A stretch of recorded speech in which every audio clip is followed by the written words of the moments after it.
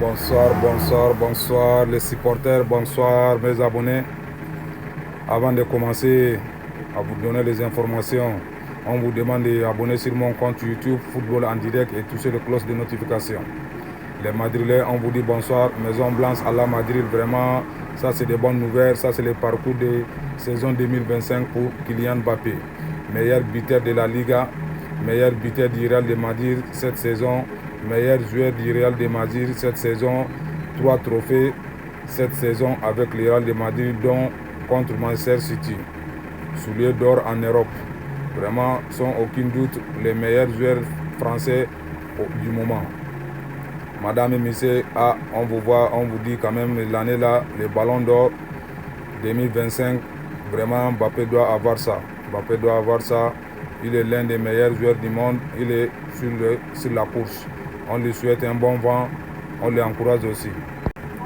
Après ça encore, on vient vous donner les informations au niveau de la France, les internationaux français, les joueurs qui sont les plus chers, les plus payés, les 10 joueurs vraiment qui sont là. Maintenant, quand on regarde, on voit que c'est Kylian Mbappé qui est le premier joueur avec 180 millions d'euros. Avec Michel Olivier, 100 euros. Ousmane Dembélé, 90 euros. Désiré Doué, 90 euros. William Saliba, 80 euros. William Saliba, 80 millions. Hugo Etini, 75 millions. Marquis Thuram, 75 millions. Aurélie Tchouameni, 75 millions. Barkelé, à 70 millions. Jules Koundé à 65 millions. Ça, c'est les 10 meilleurs internationaux français qui évoluent dans les 4 coins du monde. Leur salaire perceptible. Après ça, on vient aussi au niveau des Real de Madrid, les 3 joueurs du Real de Madrid nommés au Ballon d'Or 2025. Mbappé, Vinicius et Jude Bellingham. Courtois nommé pour le gardien de l'année. Le Real n'a pas nommé pour l'équipe de l'année. Vraiment, c'est une bonne chance aussi, c'est un bon encouragement. On voit que non, on ne peut pas tout gagner, mais au moins il y a des titres quand même qu'on a gagnés.